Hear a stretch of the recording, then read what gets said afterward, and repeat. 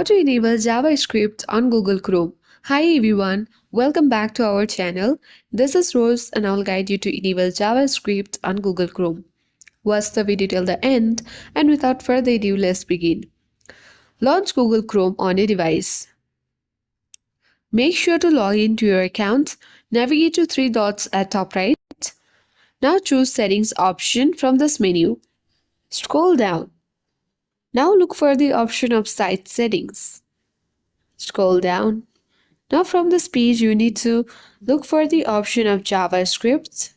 You can easily find that option under Content section at bottom and tap on Open it. So here you need to make sure to turn on the button of JavaScript, and with that you will successfully enable JavaScript on Google Chrome. So I hope this guide was helpful. If it was, then do like, share, comment and don't forget to subscribe. Thank you for watching and I'll see you in the next video.